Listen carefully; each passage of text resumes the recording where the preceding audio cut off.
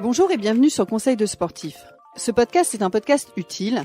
Il a pour vocation à vous accompagner dans la pratique, vous aider à reprendre le sport ou simplement vous éclairer sur des questions que vous vous posez. Et pour ça, j'ai la chance de recevoir des experts, des sportifs, des pratiquants qui pourront témoigner de leur expérience et de leur vécu. Ils sont avec moi pour vous donner des conseils concrets et des astuces. Alors moi, je suis Sandrine et aujourd'hui, j'ai envie d'aborder le sujet du sport et des enfants. Et pour cela, je reçois Brigitte et Céciliane qui sont toutes les deux des expertes du sujet. Brigitte est docteure en psychologie et enseignante à la Fac des sports de Lille. Et Céciliane est la coach rêvée de nos enfants. Ah, j'ai oublié de vous dire, je suis moi-même maman de 2 enfants et des questions sur le sujet, j'en ai des tonnes. Alors on va démarrer. Bonjour Brigitte, est-ce que tu peux te présenter ? Bonjour Sandrine, donc je suis Brigitte Minguet, j'enseigne à la faculté des sciences et du sport, la psychologie du développement et psychopathologie pour les enfants et les enfants handicapés. Et je suis aussi maman de 2 enfants qui pratiquent énormément l'activité physique, donc assez concernée par le sujet. Ma première question, est-ce que tu peux me dire quel est l'intérêt de faire du sport pour nos enfants sur un point de vue physique, mental et social ? Donc, sur le plan physique, l'activité physique, elle est fondamentale chez l'enfant pour les raisons suivantes. La première raison, c'est qu'aujourd'hui, on est dans un monde où les maladies sont importantes, les maladies chroniques comme le cancer, le diabète, l'obésité, et ce sont des pathologies qui touchent aussi les enfants de plus en plus tôt. Un petit chiffre pour essayer de vous faire comprendre, 4,5% des enfants sont en situation de surpoids avant même l'âge de 5 ans. Donc aujourd'hui, l'OMS a préconisé depuis quelques années déjà 60 minutes d'activité physique par jour pour les enfants. Le besoin de bouger est fondamental pour une santé physique. D'autre part, le cancer aujourd'hui est accompagné de l'activité physique thérapeutique qui est de cadre A, c'est-à-dire qu'elle est indispensable au suivi thérapeutique de la personne atteinte d'un cancer parce qu'elle aide à guérir du cancer. Alors, pas guérir sur le plan physiologique, mais elle aide à stimuler les défenses immunitaires. Donc, elle est d'un intérêt majeur. Sur le plan mental, l'activité physique, elle est fondamentale. Elle va aider l'enfant à construire son schéma corporel qui est le savoir piloter son corps dans des rapports espace-temps et qui se construit grâce à 2 variables psychologiques qui sont l'estime de soi et la confiance en soi. Donc l'activité physique va permettre à un enfant de construire cette estime de soi, c'est-à-dire cette capacité à se juger, et cette confiance en soi, c'est-à-dire cette capacité à pouvoir croire en ses capacités, de pouvoir réussir. L'activité physique est donc fondamentale dans l'accompagnement mental chez l'enfant, en tout cas dans sa santé mentale. Et sur le plan social, l'activité physique, elle est fondamentale aussi puisqu'elle va permettre à l'enfant de se socialiser. L'enfant, dès son plus jeune âge, se construit par les autres, avec les autres, à côté des autres. Il a besoin d'être en contact avec les autres pour pouvoir se socialiser, accepter les règles, accepter de gagner, accepter de perdre, accepter de réussir, accepter de rater. Et tout ça se fait aussi grâce à l'activité physique. Plus elle est pratiquée de façon collective, plus elle peut être d'un intérêt majeur pour les enfants. Donc on voit aussi très rapidement que les activités physiques, il faut qu'elles soient pratiquées chez l'enfant dès son plus jeune âge. Tu me parles de l'âge, justement. Donc à partir de quel âge mon enfant peut démarrer le sport ? Alors les fédérations françaises, notamment la Fédération française de gymnastique, préconisent l'activité à partir de 18 mois. Donc c'est donc un cadre légal et juridique. On peut pratiquer l'activité physique à partir du moment où l'enfant, finalement, il va en exprimer le besoin. Je rappellerai que le bébé, même dans le ventre de la maman, est en mouvement. Il se construit par le mouvement, il a besoin d'être en mouvement, il va témoigner de ses émotions, de ses envies par le mouvement. Donc un enfant, à partir du moment où on va avoir un enfant qui exprime le désir de se déplacer, d'explorer, eh bien ça veut dire qu'il est aussi prêt à pouvoir peut-être pratiquer une petite activité physique. Bien sûr, cette activité physique, il faut qu'elle soit encadrée par des experts. On ne fait pas n'importe quoi avec un enfant. Je vais prendre un exemple. Il ne s'agit pas d'aller faire un footing de 20 minutes à un enfant de 3 ans, alors que par exemple ses poumons ne sont pas encore très fonctionnels ni opérationnels. Donc les activités physiques, elles doivent se faire aussi dans un cadre sécuritaire et respecter la croissance physique de l'enfant. Je rebondis sur l'environnement sécuritaire. Dis-moi, où je peux inscrire mon enfant? Il y a des associations, des clubs privés, des stages, des applications. Qu'est-ce que tu me préconises? Donc, on peut pratiquer de l'activité physique en club ou en association, voire même aussi avec des applications numériques, mais à partir du moment où la personne qui sera en charge de l'enfant sera capable de le respecter et de respecter ses besoins.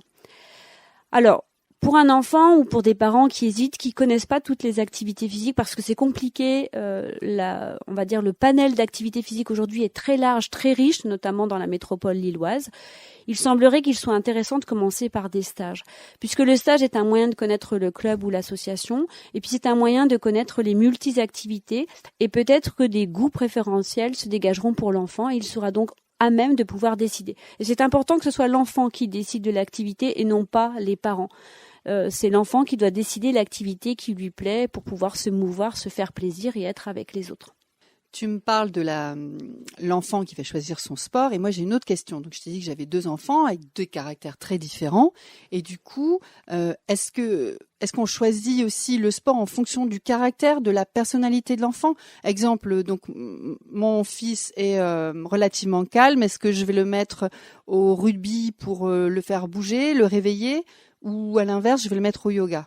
Alors, la personnalité, effectivement, elle est composée du caractère, tu as raison d'y revenir. Ce caractère, il va évoluer en fonction des apprentissages, de l'éducation, de la culture, des expériences qu'il va vivre. Alors j'allais dire, quand il est petit, son caractère n'est pas encore construit puisque c'est une construction qui va se faire sur le long terme.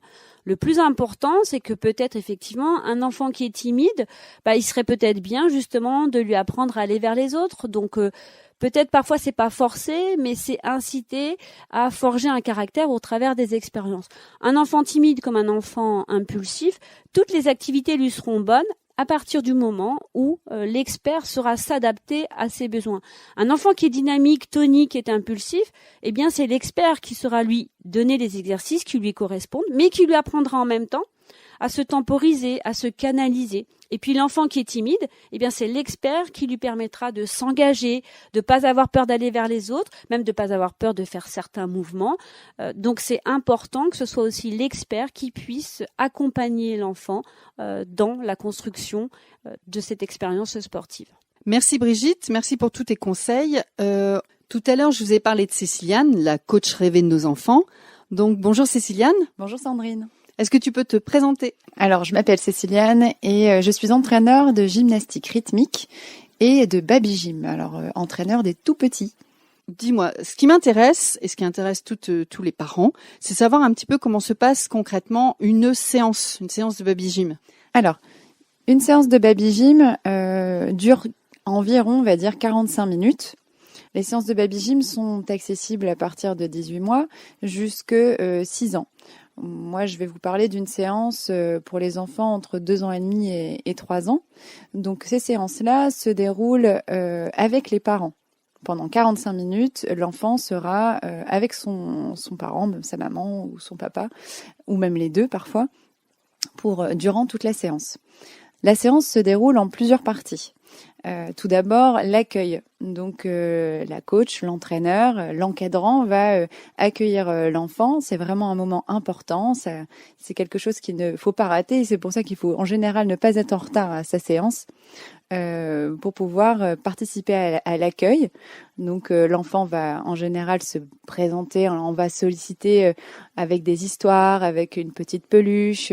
On va essayer de le faire parler pour qu'il dise son prénom, son âge ou sa couleur préférée. En tout cas, on crée le lien entre le groupe et l'encadrant à ce moment-là.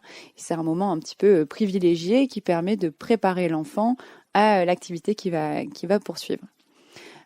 Après cette phase d'accueil, on a la phase qu'on appelle de mise en train qui correspond à, on va dire, l'échauffement pour les personnes un peu plus âgées. Donc la mise en train, c'est le but du jeu, c'est de le faire bouger pour augmenter le cardio. Donc sous forme d'histoire la plupart du temps, et c'est ce qui marche le mieux. Faire fonctionner leur imaginaire, on les fait bouger partout, par tous les moyens, on les fait ramper, sauter, courir, se grimper dessus. On utilise beaucoup les parents vont faire du sport pendant ce moment de mise en train, voilà pour évacuer un peu aussi toute l'énergie et qu'ils soient ensuite prêts pour la suite de la séance. la troisième partie de la séance, il s'agit de ce qu'on appelle la mobilité globale. Donc en fait, c'est souvent sous forme d'atelier ou de parcours. On utilise des modules de gym. Donc on peut retrouver par exemple le tremplin, on peut retrouver le trampoline, des tunnels, des mousses qui redescendent, des toboggans, des choses comme ça. Donc il va pouvoir grimper, il va pouvoir sauter, il va pouvoir ramper. Voilà, toutes les capacités physiques qui vont lui permettre ensuite de faire un autre sport. La partie suivante, c'est la motricité fine.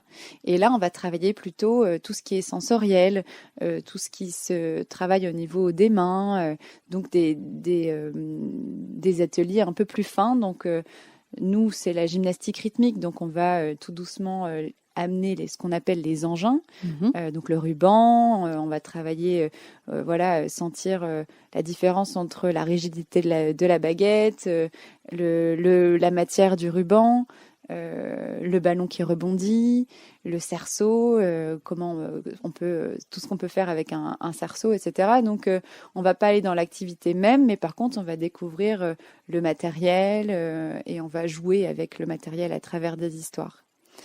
Et ça se termine ensuite, cette séance, par un retour au calme qui est vraiment indispensable parce que ça indique à l'enfant que la séance est terminée. Donc tout doucement, le cœur va redescendre et c'est à nous, encadrants, d'amener ce moment de détente avec des comptines, avec parfois aussi encore des petites histoires ou parfois des exercices de respiration. Et c'est aussi le moment de faire un câlin à maman, à papa.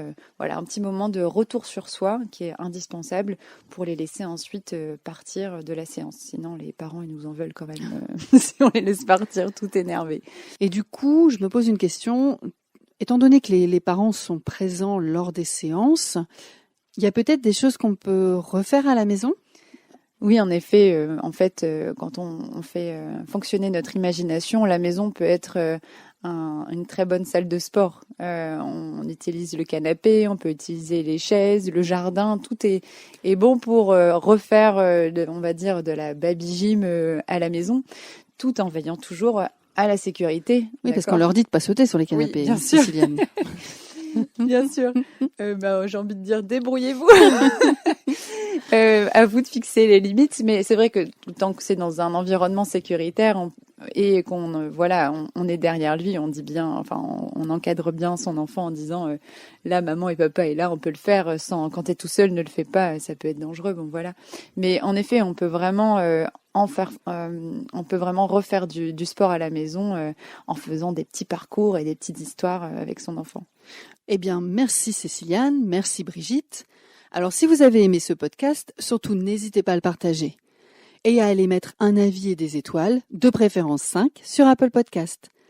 Je vous rappelle aussi que vous pouvez écouter les histoires de sportifs by Decathlon, des histoires de sportifs, des aventures, des exploits sportifs de fous sur toutes les plus grandes plateformes d'écoute. Moi, je vous laisse là et je vous souhaite une bonne écoute. À bientôt.